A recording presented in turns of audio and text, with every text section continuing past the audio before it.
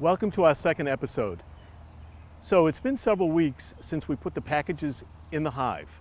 I did go in a couple days later to make sure that the queen was okay and she had left the cage, which we pointed out, and she was. But because of the bad weather, or it wasn't warm during the spring, we had a lot of cold weather and a lot of rain, I never went into the hives to inspect them. So today that's what we're going to do, is inspect the hives. As I said in the first episode, that I was going to bring people in this year during the course of filming that I consider experts and pros in the beekeeping profession. It's fascinating, but it's very complicated. So today I have with us someone who we're very fortunate to have today. I believe that he has probably forgotten more about bees than I'll ever know. He's a member of the board, and he's also one of the lecturers at the classes that the Plymouth County Beekeepers Association gives, and it's Mr. Glen Cornell. Glen, it's great to have you today. Good afternoon, Richard. Thanks for inviting me. Thank you. So one of the first things that I like to do is light a smoker, and then we can stand here and we can discuss on what we're going to look for in the hive and how things are going to be approached from that aspect, okay? But it's a good time. When you light the smoker, a lot of people don't use smokers. They feel it impedes the bees, and that's a beekeeper's choice. The problem is that the bees, at least the guard bees, are going to be somewhat aggressive, and they're going to sting your suit anyhow. So if we can stop those few hundred bees from stinging our suit that we don't realize and save them for doing their real job, then that's a good thing to do. Well, I'm fascinated on how you're going to do it because I never have a good fire in my smoker. So there's so many people that don't really know how to really light a smoker and then keep it going. And we want to start out with just paper, and we're going to put some paper in here and let this paper just start up.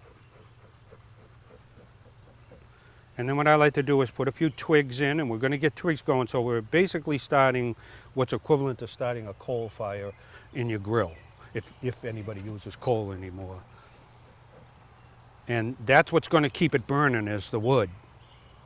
So all I have in here is just different assortments of small pieces of wood, kindling, a little thicker wood. And this takes, depending on the wood that you're using, 5-10 minutes to get going. And the purpose of smoking the bees is to calm them down when we open them so they won't just automatically become vicious and want to sting us. So the way bees communicate with each other is through pheromone. So when a guard bee... I think I'm getting a face full of it. When a guard bee decides that there's a problem, the way he notifies the rest of the hive is like you or me sweating and giving off a sweat. Then the rest of the bees realize what's happening and they go into attack mode too. So if we can quell that smell, then he can't really tell anybody else that there's a problem going on here. Now, there's some people that say smoke also has a calming effect. I don't really know. I mean, I don't know if it does or it doesn't. They don't seem to be bothered by it. So you can see here, I'm just starting a fairly good wood fire. And once that wood fire gets going, then I'm going to smother it with my smoking material.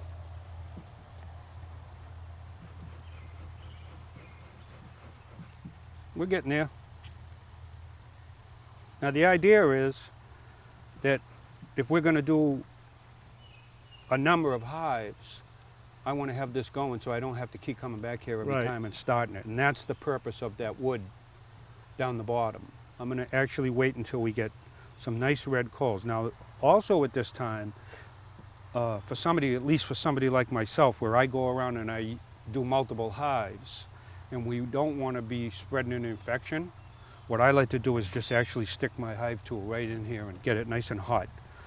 And any diseases that I may be carrying from somebody else's hive is going to be burned off here. So kind of a multifunction. Glen is a mentor to a number of people who may have problems, and they call him to come up, and Glen volunteers his time and goes and helps beekeepers.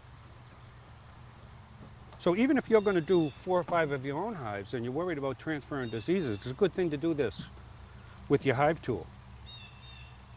So we're almost there. We're almost there. And I just keep using the bellows here until I'm getting this coal down the bottom. I wish everybody could see this in here, but so I'm just using, these are some of the sticks that didn't burn from before. And I'm using these.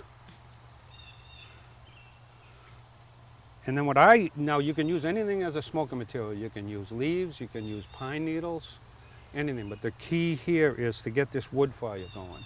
And then once I get that wood fire going, and I know that these are going fairly well, then I'm going to smother this with whatever. I like to use wood chips.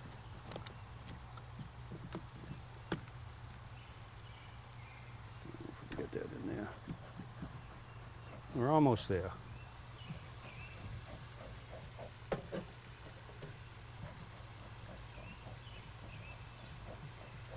All right, I think we're good to go. All right. All right, so now I'm just going to take a handful of wood chips, these wood chips that I have, and I'm going to douse this right. Now there's a little pan on the bottom here, and when you blow the bellows so that the wood chips aren't going on the bottom, you can keep the fire going. So by putting these many wood chips in here, it's not going to smother this. Okay? And what you want is when you close this up, you want to be able to put your hand there, and it should be fairly cool. You want to feel that? Yeah, very cool. Nice cool fire. Okay, you don't want to be burning the bees to death either. So okay, so now we're ready. we're gonna suit up and go into the hives.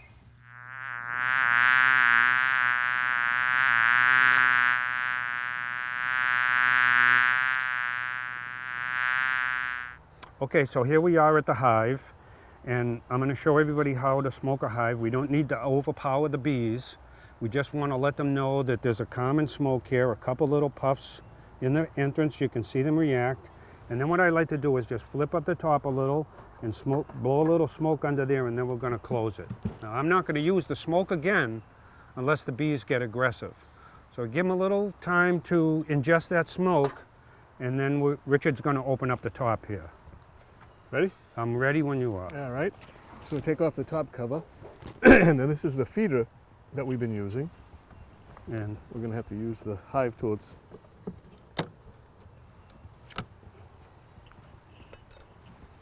And there are bees in here. Yeah, there's quite a few.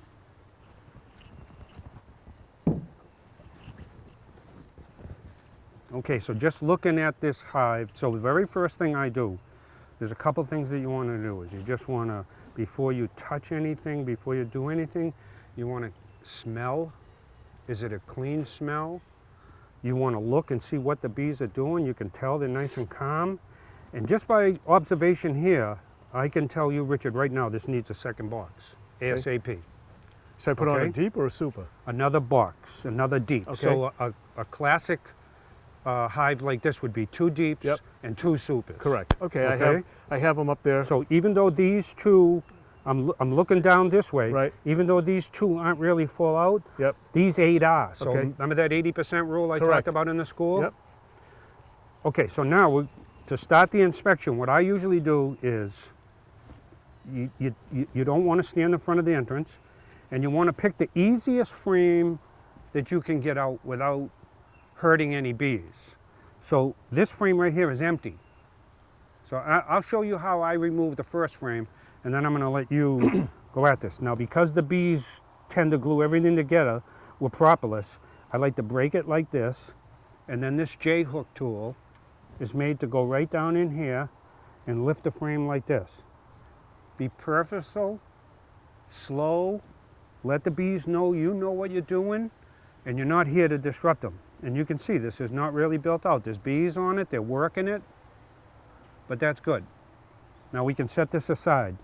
Preferably, I like to stand it like this on edge, and then this is giving us enough room to work now. Now we can break frames apart one at a time, move them this way, and lift them.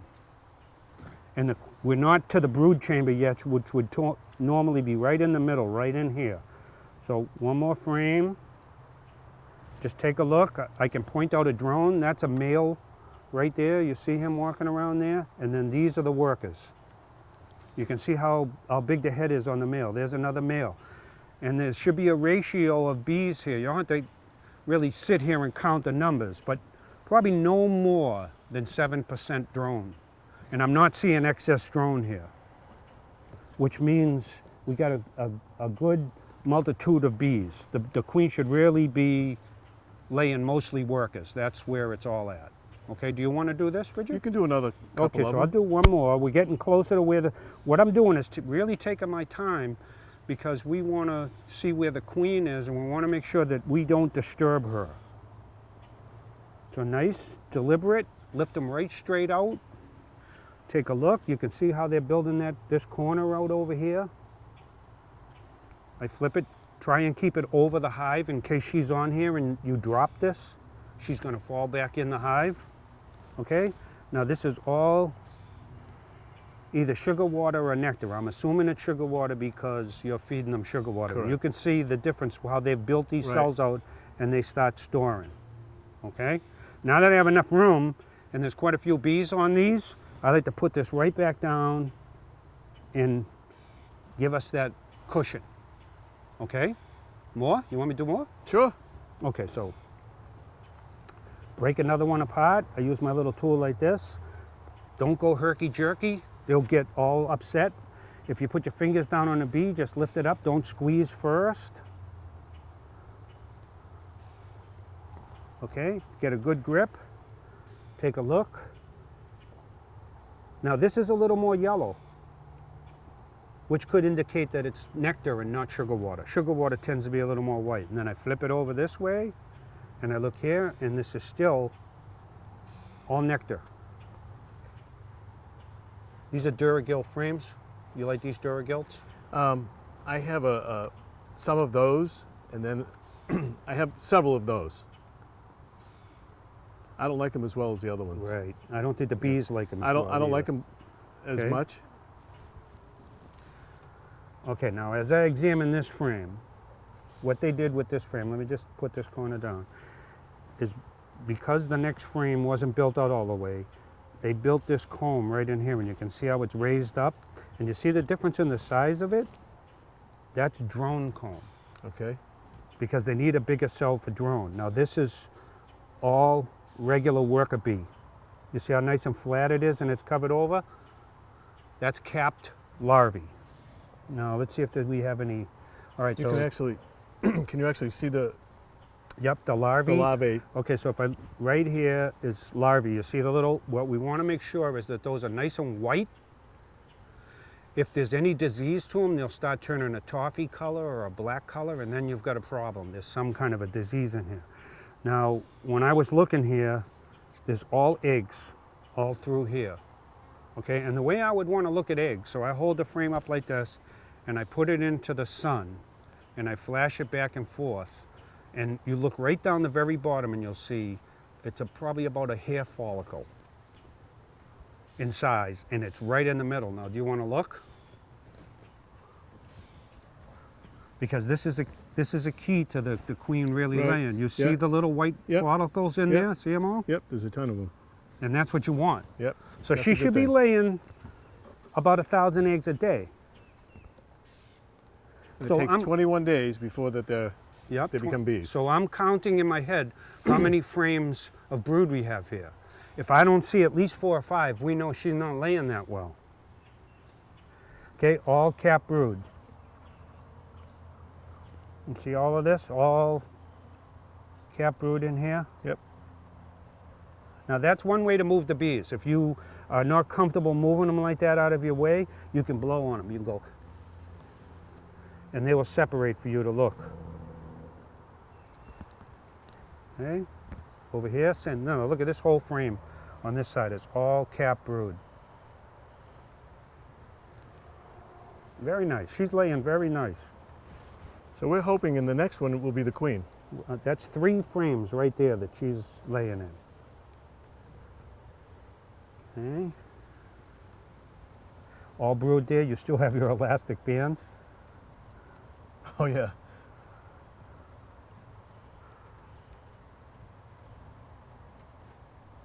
Okay, so let's do this. Because the bees will avoid this elastic band. Cut that. Oh, that's a tough one. Got it? Jeez. I have a pocket knife.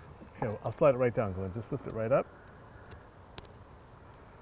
There we go. All right. And you can see where they avoided where the elastic band Yeah, was. it's funny, huh? Well, like foreign materials. Yeah. Now see that one stung me? So when you get stung like this, that sets off a pheromone. What you want to do is get this stinger out as fast as you can and get it away from there. See how the other bees coming right around? Yeah. And what I like to do is just go over to my smoker and give myself a little smoke.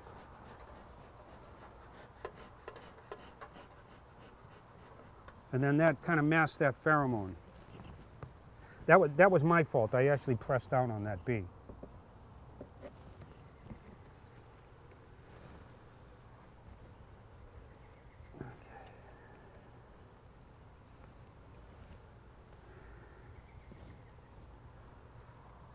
Okay, more burr comb on the right here. What I would do with that is remove it.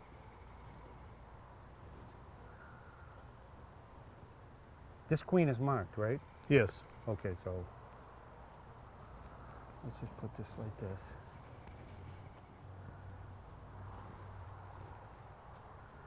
And this is just more so that you don't have to deal with this in the future.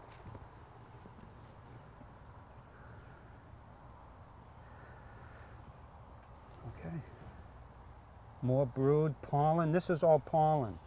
So this is all brood right here. Yep. And this is all pollen. Mm-hmm. And because the larvae need a lot of pollen to age and grow properly, the bees will put the pollen in here so that they can run from here to there, from here to there, from here to there, and not jump from frame to frame.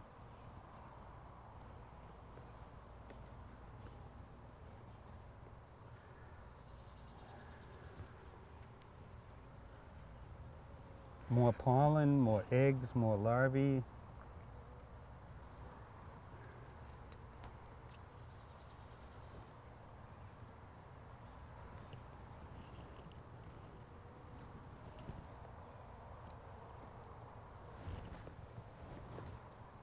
Now, see, she's got a couple places where she could hide here. I don't normally worry too much about finding the queen. If we don't see her, it's not the end of the world. Another Duragil frame. She's laying out here.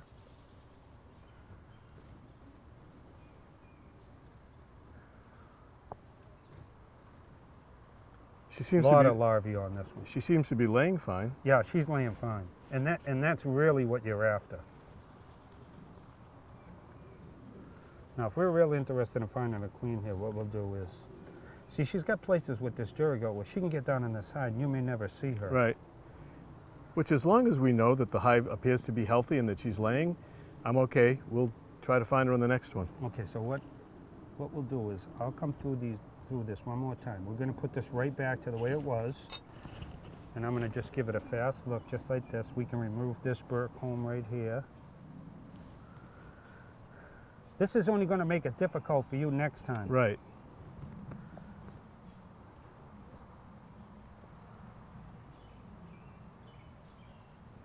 And it's amazing that she's got a blue dot on her and we don't see her right off the bat, huh? It is, isn't it?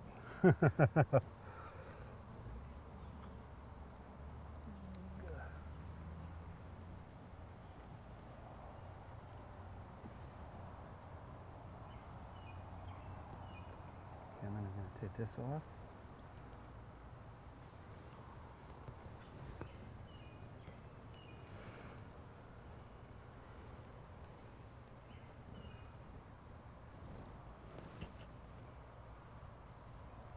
See, she's got places where she can hide. She could get under there.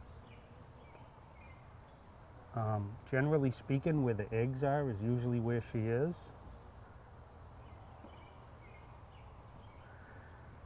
And I didn't see her. That was back a couple frames. Yeah, I didn't see her either.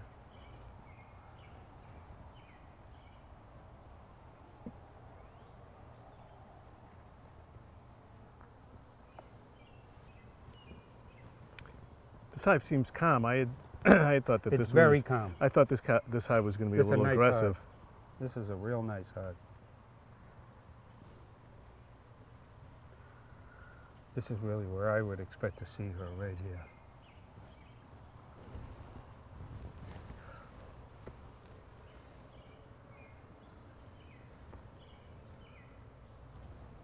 Nope.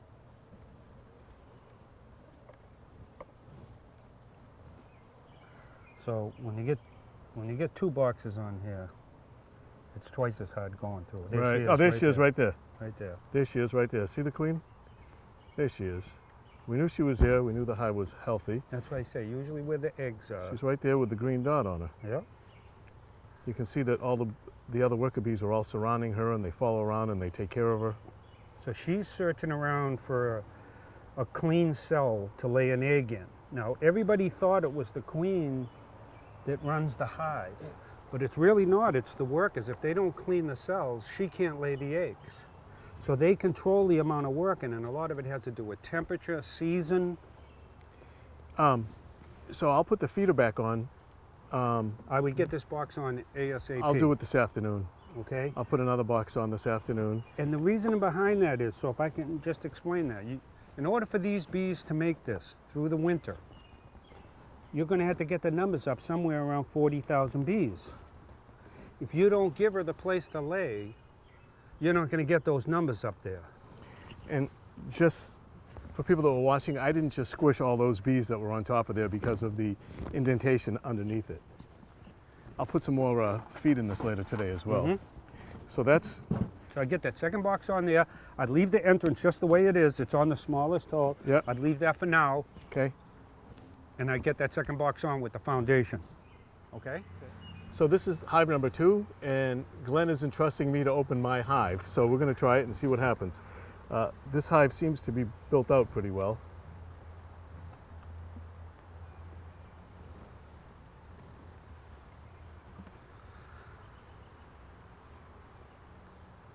Yeah, I don't particularly care for these as much as the other ones. So like this, just take your tool, Oh, and put okay. in there and crack them first, and then lift them. Yep. Now that's older frame. Correct. So what we're looking is a ratio of workers to drones. If the queen's got a problem, you're going to start seeing a lot of drones, and I don't see it.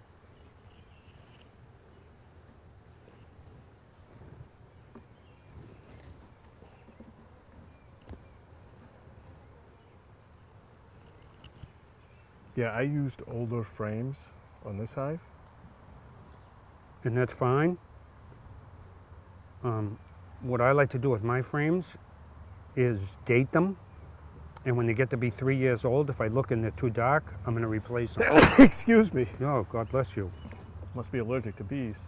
Or at least the pollen. Okay, so All nectar. yeah. It's actually funny that how much heavier this frame is, and later on in the season, we'll see just how heavy these things can get.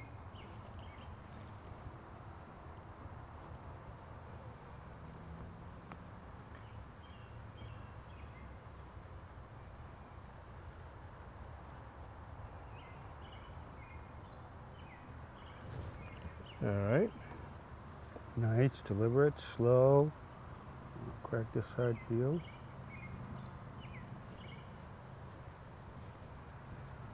Okay, what do you see there? A lot of built-out comb right there. This is brood. Yeah. That's brood. cap brood.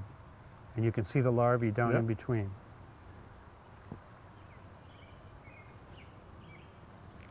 And these will really start to multiply in numbers in the next couple of weeks. Right. So cap brood is the last stage. It goes from egg to 3 different stages of pupa, and then they cap it, and the bee forms its eyes and its wings in the last stages. Now, this one is really built out. All cap brood. All Gee, cap this, brood. This queen's really laying nice.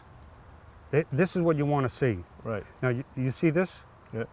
That's where the wires are in the wax. They don't like the wires either, but you have to have them. And this is actually heavy. Oh, I'm sure It's it full is. of honey. So that's what we're looking for. Nice yellow, a mellow yellow cap brood.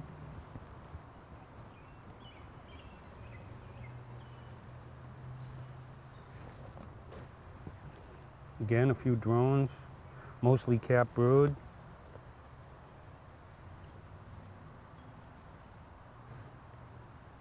Oh, very nice, very nice.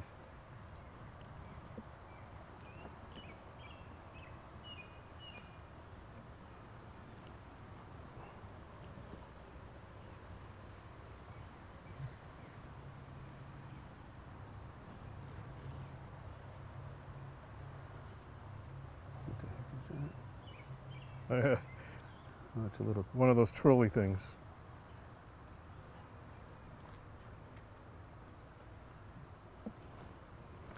I mean, so we know that she's in here and she's doing well, so I mean, I don't...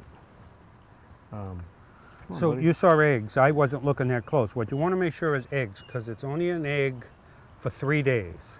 So if you see eggs, you know the queen was here 3 days or less. And if I really thought there was something wrong with the queen, I'd come back in 5 days and look again. And if there were no eggs, we'd know she was gone.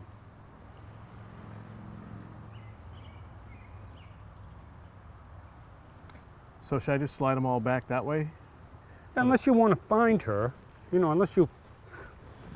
So you saw how I did this, Right. and then... I'm actually surprised how calm this hive is, because I thought that these two hives, out of the ones I have were not quite that calm. I couldn't see, and I wasn't really looking to see where the eggs were. But usually that's where she is, right around the eggs.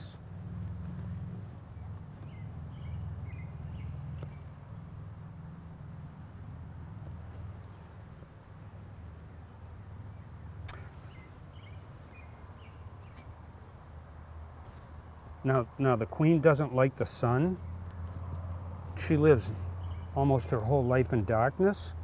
So a lot of times what I'll do is flip up a frame into the sunlight and give it a second like this. And a lot of times if she's on the corner, she'll crawl around to the dark side. And then I flip it over like this and see if she come over. And she didn't. Now this is all eggs. This is where I would have expected her here or the next one.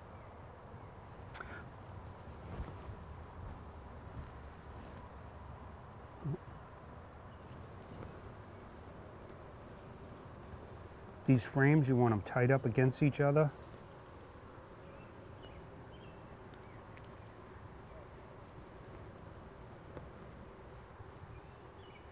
Nothing there. All right, so what determines your bee space are these pieces of wood right here. If they're not touching, you're violating bee space. So if this was open like that, you're violating bee space, and they'll put Burcomb in there. So you want these up tight like that. And bee space is very important, and it's something we can talk about later. It's actually an exact science, bee space. Yeah, that's what Langstroth developed. Well, he discovered it. Alrighty. Don't you hear them now, how they're getting a little angry? Yeah, they're getting a little angry. Okay, so the last thing you want to do, Richard, is you see this space here? Yep. You're violating bee space Right. here. So what I do is I take my hive tool, Yep. and I equalize this out Okay. You go on both ends. right Yep. here, so that this space Right. right here is the same on both sides. Yep. And Got then it. we're good to go.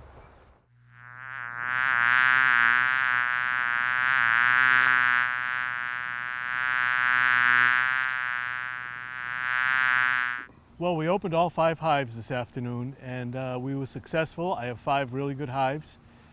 We found the queen in each hive, so we found all 5 queens. Thanks to Glenn, who, you know, I wouldn't have wanted to have done this myself the first time, and I got the best of the best. Again, he's lives in Whitman, but he is part of the Plymouth County Beekeepers Association. Glenn, you want to say a couple of words? Yeah, so where I get most of my experience is we do have a queen rearing initiative where we raise queens for the club. The club buys the breeder, and then we graft off of her, and we're looking for a hygienic queen, and we sell them back to the club at cost. And that's where I get a lot of my experience in going through these hives. But I thought all the hives here look great today. I mean, this is just a great setup. This is exactly what the bees are looking for, and I don't think they could ask for a better environment. Well, thank you, Glenn, and we'll see you again in the next episode. Thanks for inviting me.